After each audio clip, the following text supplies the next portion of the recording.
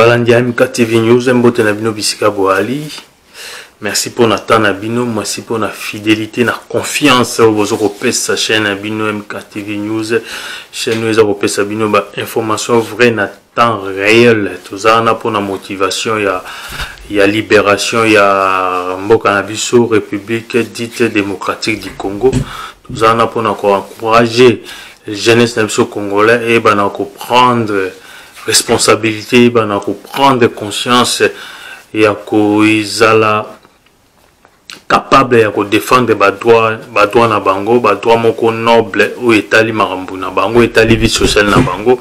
To ko lembete ya ko encourager jeunesse ya biso parce que musala to ça les ali pour na développement ya mboka na biso. Alors développement mboka na biso ezama na maboko ya jeunesse, ce qui jeunesse na biso ezala ko kufa, ce qui jeunesse na biso ezala na manque à conscience, c'est-à-dire mboka na biso ekozala perdu dans le futur. Yango wana toko tozana pona encourager jeunesse, tozana pona kolamusa jeunesse, tozana pona motiver jeunesse.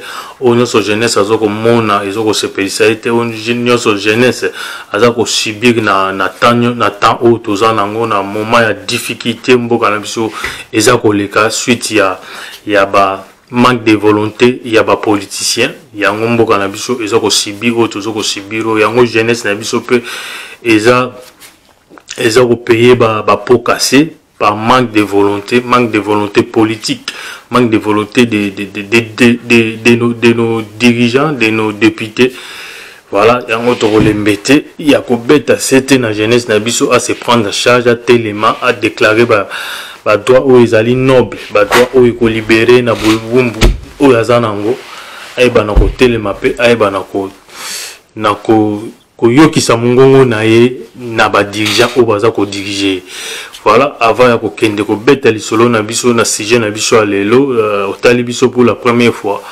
Vraiment n'hésitez pas à s'abonner, ceux qui s'abonner ko bossa na te ya ko tia cloche ya notification, donc activer cloche no ya notification et ça vraiment très important. Nazo beta c'était na cloche à notification, ceux qui activer cloche no ya notification à chaque fois MKTV News à publier vidéo à côté live, vous allez directement parmi les 10 premières personnes, vous allez notifier que non, MKTV News a publié une vidéo bien à côté live et vous allez s'en mingi. Puis ce côté la vidéo, na biso kobo ça n'a raté, à côté comme commentaire, na makani ça makanisi na yo eza façon oyo ko aider biso poto ba na ko développer chaîne na biso parce que so bozo cha commentaire ite bozo pesa idée na noter par rapport à propos ya ba vidéo to ça la bino to kansa ko to ça makamnyo c'est ça bien. Et alors que nous sommes les humains quelque part peut-être be erreur ipe ali et on to senga na bino souvent et on a senga na bino souvent bo chaka ba commentaire na bino. Bon aimer pe ceux qui besoin la possibilité à aimer et puis partager ma vidéo na biso et vous allez bien et vous allez vraiment elo mora bien to kende na lombango to sala moi analyse moko mbango makambo etali makambo ka kezo le kana est et puis ndenge pika makambo ngozo kende voilà naza na moi vidéo moko e salami makambo mingi to kolobeleza makambo ya Willy Bakonga to ebi bien ki biso no so tous a informé na arrestation na ouais, c'était la semaine passée je pense. Ouais, la semaine passée il était arrêté bakanga ki bongo na ngambo à Brazzaville avec une somme de 2 millions jusqu'à présent zaka na ngambo na maboko ba Brazzaville.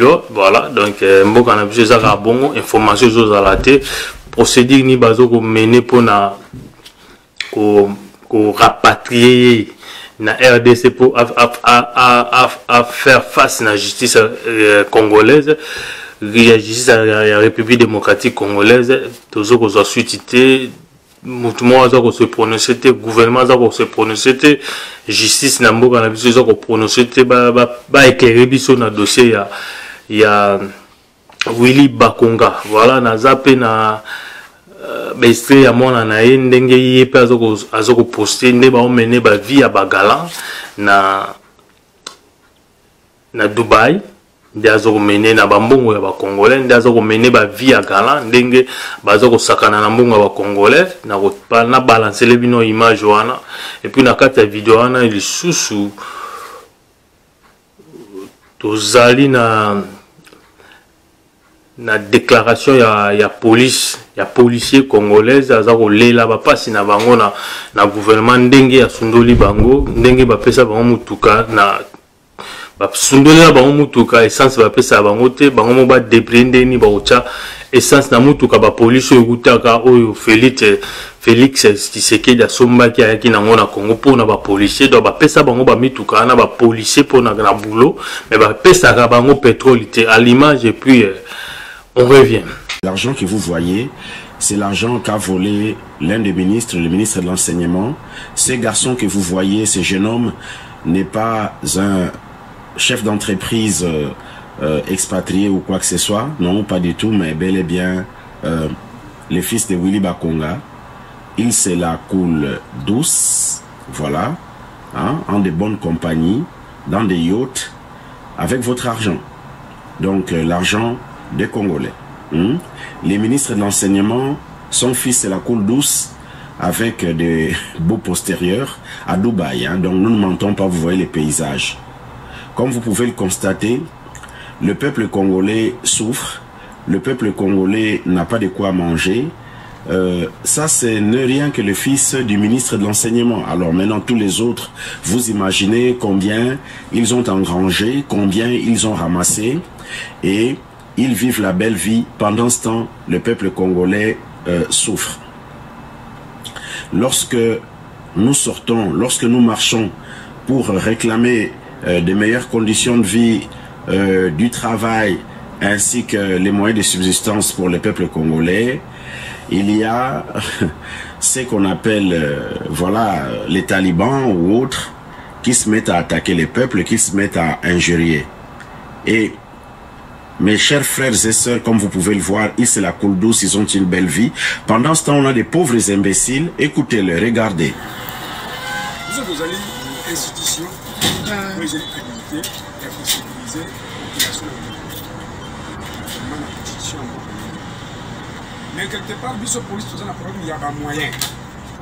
Vous habitez dans la première moyen. Moutuka ya ngo va pesa biso. Mais d'abord Moutuka oyo eza na problème ya carburant. Ndenge mona kabiso. Moutuka soki zotambola to se débriaka. Effort personnel ya kotia carburant. Il y a des fois intervention côté ko ya. Fallait bokende. Mais bozangi carburant. Maintenant ko kundana. Ko carburant wa. Tant que vous avez déjà ta ko carburant wa. Et ça peut s'appliquer ça. On a déjà Basaya, on va continuer à coopérer. Mais là, on a d'abord Bakonzi, on va continuer à faire des moyens à disposition à la police. On va trop. Moyens, en matière de sécurité, et c'est un bloc de bébé. Ils ont 5 moyens financiers, et moyens de communication, moyens de déplacement. Donc, ils ont belé. Donc, moyens de Bakonzi, parce que la sécurité, il y a priorité. Sans sécurité, il y a les matières.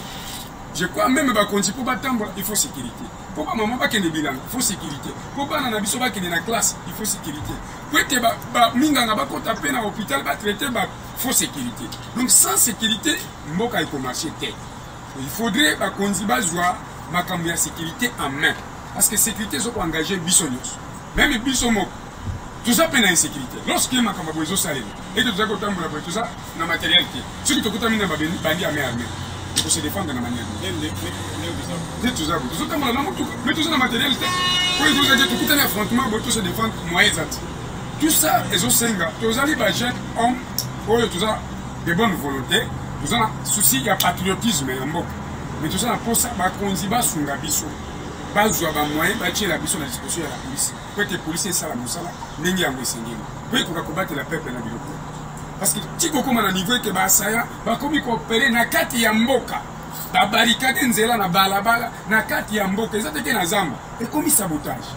Ils ont là que ça déjà inefficacité et existence, il y a pouvoir. Ils ont là que ça s'appelle inefficacité et existence, il y a un service de sécurité. Peut-être le service de sécurité de la motiver. Inefficacité et existence, il y a pouvoir. Donc, il n'y a pas de pouvoir. Base à disposition. Ils ont après la police et ça la moussala comme il faut. Voilà, Bouti Golanda, Binomoko, via mwana ya Willy Bakonga, Moutoana Bozomona, na Basi, na Bambongo, na Bamitu Kebele entouré, à mwana Willy Bakonga. azana esoki cadre moko te aza juste un simple enfant ya Willy Bakonga mais tala ba mbongo na biso ya ba congolais nde ba osakana nango na niveau wana Congo eza na pasi bana ba ok classe te ma ezate cours ezate éducation ba professeur do wana mbongo nyoso wana eza mbongo fo ba futa ba professeur o Willy Bakonga kendeki nango apesa mwana na ye asombela ba mituka na Dubai mwana nazo ko mener via ya ba star azo ko mener via ba basketteur américain na kata Dubai azo ko mener via ba joueur voire même ba joueur ko la ba Mbappé ba Neymar ba kana mbongo me ba sala ba tapage mwana nazo sa atende bomona ba photo wana wana eza ba tapage mo ya au niveau parce que zambongo lukina mutoki na yote ya mwana ozomona ke mbongo papa na yo ayibi yo mwana oza conscient que non papa nanga a volé de l'argent de la République de notre pays ya nga nazo ko salela ngo na Dubai nazo ko sakana na basi ndumba nazo ko flasher batu bambongo na panzango na valise nazo somba mituka na lingi mais oza conscient que papa no c'est un voleur. Papa nous a mouillé, bah il bingo l'État, il y a moins nos autres sepela nango.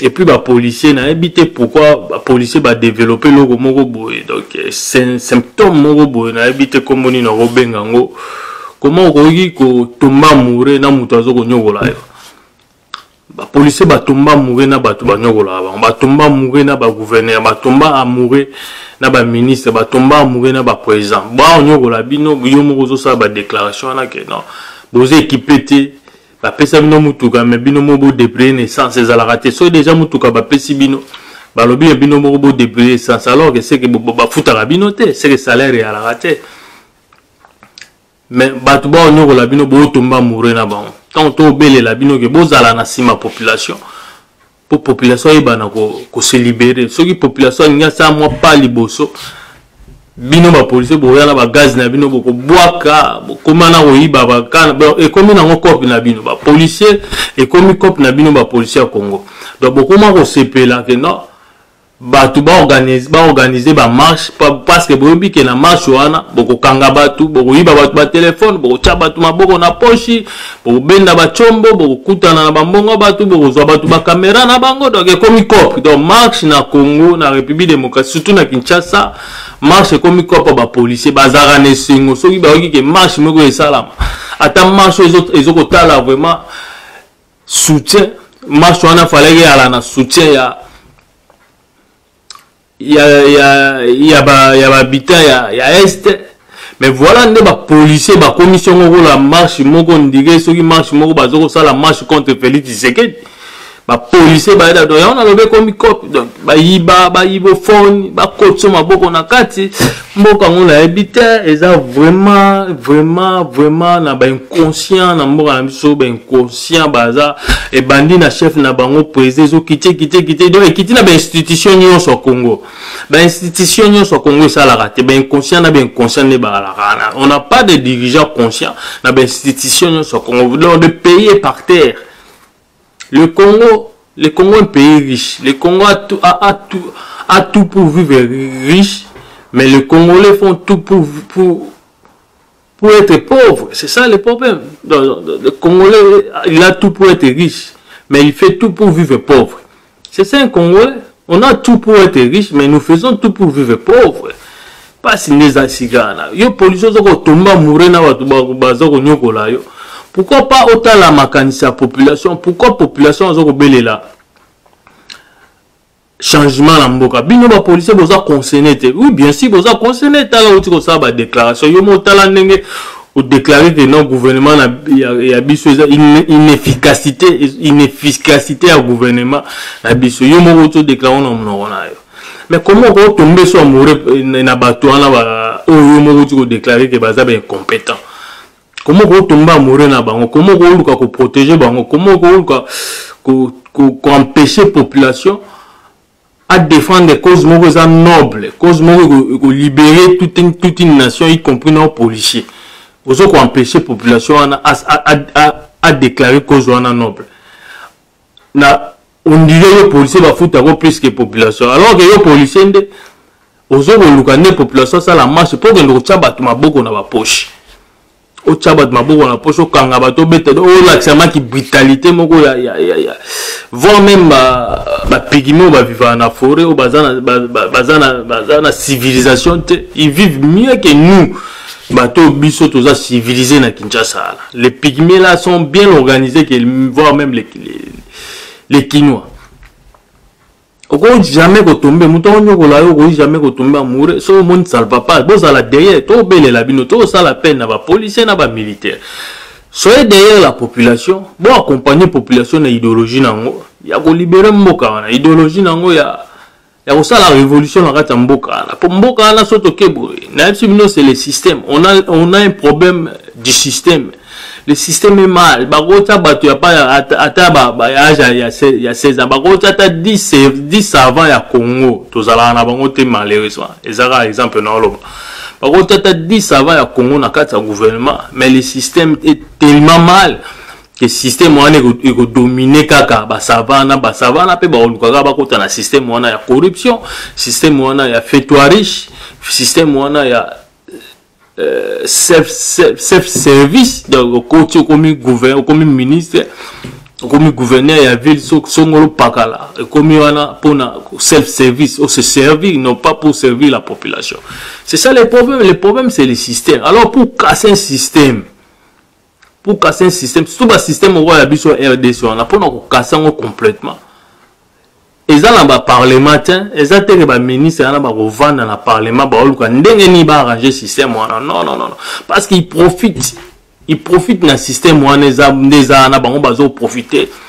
Ils profiter profiter de faire enrichir la famille na bango bon ndenge mwana ya wili ba kongo ndenge azosakana na mbongo wana nyoso wana eza mbongo fallait ba futa ba professeur wana ti sikoyo bazen paye ba rolela ba msuku ba ko perdre vie na bango prématurément par manque à ça musala ba futa ete comment to koza na bato niveau wana comment muta ko linga mninga ne mutu te muto sa musala yo ba twana pour ba peso responsabilité ministre de l'éducation pour telle organisation telle institution au faire marcher en mais au profiter la ligne wana tellement système ya yo coûte des système ya serve-toi self service fais-toi riche.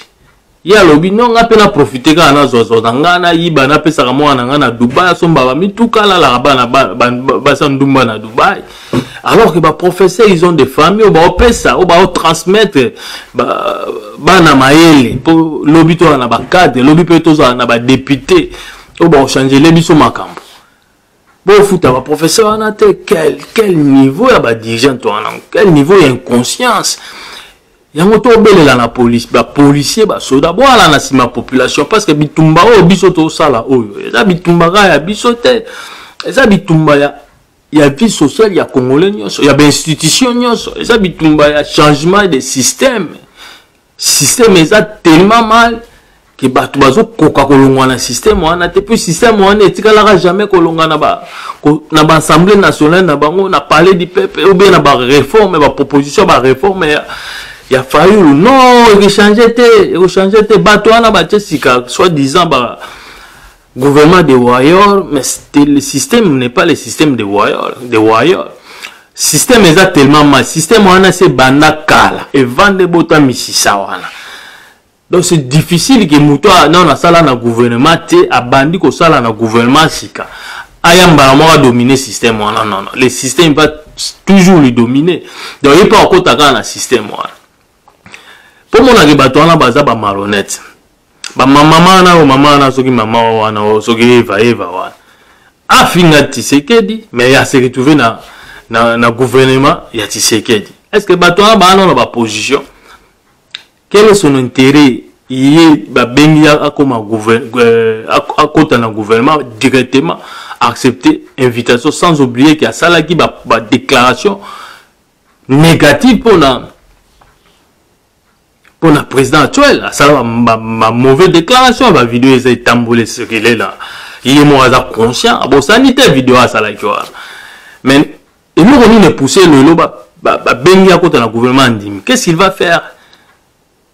Il y a ça là qui va déclaration négative pour le président actuel. Au salaire déjà une déclaration négative. Mais tant qu'on continue ozasu na courage ya kolobate nenge ozwaki courage ya kolobela ye tant ozaki libanda ya masolo courage ane eza surtout okoka so combattre te okotana ko comment yo za politicien oza na idéologie te comment quelle vision un politicien na politicien na vision na surtout ba parti politique ba différents partis politiques ba na vision na bango ba na lolinga na bango tozaka na ba conservateur tozana na ba travailleur ba leba wa benga ba leba ba travailleur tozana ba green tozana ba basala ba libéraliste tozana ba nationaliste ba parti à chaque différente partie chaque différent parti bazana ba différents visions bazana ba différentes opinions. C'est vraiment difficile conservative à ça la même vision n'a pas travaillé ou bien libéraliste ba même vision n'a pas conservative pour voir un ministre un membre conservatif a quitté conservatif et à partir conservateur a quitté un pour a quitté la partie c'est que et nous au moins ça même la partie on a ya c'est là qui n'a pas parce que à part vision générale il y a parti chaque politicien tant qu'on s'adhérer na partie on a azo peut quoi apporter un plus na carte partie on a azo peut quoi apporter et l'autre sika vision sika na carte partie on a alors ça moni makambo ko kuta na carte partie on a ou bien makambo ko mi ko sala na partie on a c'est pe na hote yango balongwaka balongo sota comme indépendant ou sota ko s'adhérer na parti mususu mais oya biso mama Eva wana ya zaki contre vision ya Félix Tshisekedi na lolenge ya monela ki Félix Tshisekedi dazo ila ki pouvoir ya lobby ke ba pesi ko pesa na ba propos asala ki na vidéo na c'est-à-dire vision déjà na vision Tshisekedi c'est tout à fait différent parce que ndenge ni na vision non pourquoi pour maintenir ka vision non wana on n'est pas politicien juste pour le mot politicien ou juste pour être politicien.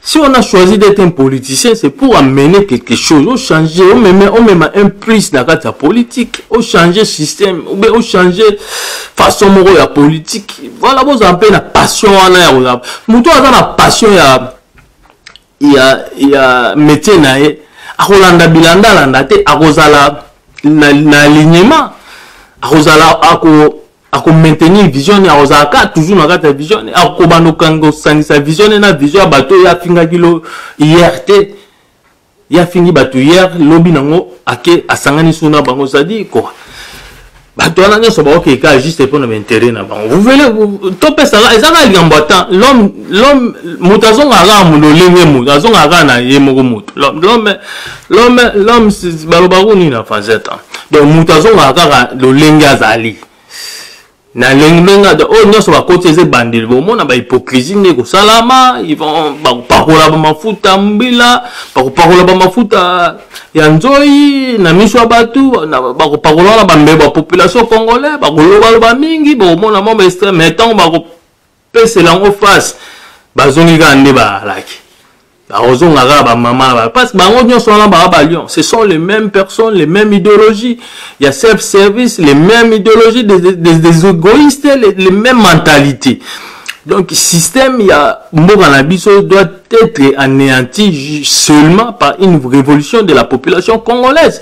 Alors, révolution on a la population congolaise, pour le Salama, on a besoin du support des soldats congolais, du support de la police congolaise, parce que bango peut baza victime ya système wana. So les policiers ça va déjà va déclaration que ba ça on va tirer la police, oui c'est normal.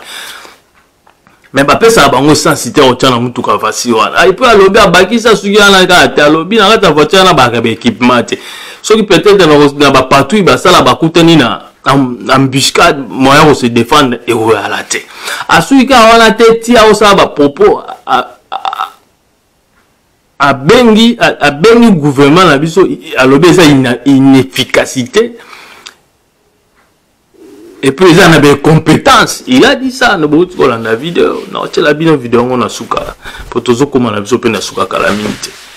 Donc babilo on est sur na tozo ko beni la police ou la police qui nous police a la conscience. A za la pose changement ya système. A za la pose ya amona ke musala pa osala oyo azo kosala bando vivre nango salaire ba ofuta a vivre ndeka na salaire wana ezate ba ofuta salaire ezo kokate akomi koluka kokendo ko vivre kana ba chombo ya bato bakomi ko prier ke non ndenge nini matin fa ola ko déclarer sur marché te poto kendo ko beta bato to tya bato maboko na ba poche komi cop mboka ezala ko mboka ba savage toza ba savage mboka ezanga loi soki lo eza na mboka te toza biso to ba savage to ba sauvage même ata na jungle kuna na jungle kuna il y a une organisation ata na forêt équatoriale ou bien na forêt Amazon organisation ezali ya banyama baza na ba organisation na bango bana ba organisation na bango kota lion oyo akoma te voilà ils ont même un roi ils ont même un roi, c'est le roi, le king of the jungle, roi de la forêt. Bah ça même la roi kuna. Bah organisation là bon. Mais les animaux ça arrive à s'organiser, mais nous les humains, contrairement nous les Congolais, nous n'arrivons pas à nous organiser. Malheureusement, nous sommes les humains ou nous sommes des humains ou nous sommes des animaux. Si nous disons que nous ne sommes pas les animaux, nous ne sommes pas aussi des humains non plus. Mais que sommes-nous? C'est ça le problème. Que sommes-nous? Déchets de l'humanité peut-être. Peut-être nous sommes déchets de l'humanité. On ne le sait pas. Nous-mêmes que nous sommes déchets de l'humanité. Parce que la façon dont la façon dont les gens là se comportent, millions. On a 2 millions, ce n'est pas permis. Ce n'est pas permis. Obimana 2 millions cash à tous les ministres, ce n'est pas permis. Qu'est-ce qu'on a voilà un Congolais qui est en train de tuer son boulot. Voilà ça la professionnelle. Na musala na yo la qui professionnalisme. Non, il y a des sentiments, il y a des amitié na kati. C'est le système. Au moins la système wana ata awana poto mona ba Congolo o bakana esprit entrepreneuriat. Bamsu bakana ba salon de coiffure, mais so ka c'est rien na salon de coiffure, au moins na salon de coiffure na surtout na France na ba Paris. Et comme il y a des retrouvailles, les moko ba bango ya la bango ba Congolais ba mo ya ba mo mela masanga. Et ba bomi business n'est pas, il n'a pas mis du sérieux. Alors, finalement, boutique n'est comme non aussi qu'avec bagomo on met la masanga. C'est pas du sérieux. Ta client soit il n'est pas au son melon na boutique à taille à mon instrument battement ba vanda na ba bouger. Il va passer les boutiques. Donc c'est ça, mais c'est ça un Congolais. Il n'y a pas l'organisation. L'organisation est alité. Très bien, il y a s'organiser pour tout développer. Si nous disons que nous ne sommes pas les animaux, moi j'ai dit nous ne sommes pas non plus des humains. Alors, en conclusion, nous sommes des déchets de l'humanité. Il faut que nous peuple et réveiller l'esprit, réveiller conscience, prise de conscience, tout décider, nous déchets de l'humanité. Il faut que nous humains. Parce que les animaux se comportent mieux que nous, les Congolais. Les animaux, dans la forêt équatoriale, dans la forêt Amazon, ils se comportent mieux, ils s'organisent mieux que nous, les Congolais. Ils s'organisent mieux que les Congolais. Ils s'organisent mieux. Alors nous sommes qui? Si les animaux s'organisent mieux, nous ne sommes pas des humains non plus. Alors nous sommes qui? Les déchets de l'humanité. Nous sommes les déchets de l'humanité. Ça passe si on te le Mamamboka. La Congolais, moi, la police a soutenu l'idée la révolution, c'est très important pour casser le système, tout casser le système total, tout bander à mon surtout place tout le système à sika. Oh, il y a honnêteté, système, il y a l'amour de la patrie, système de l'amour du prochain. Yo batiwana kota la ra yo famille no tala pe prochain.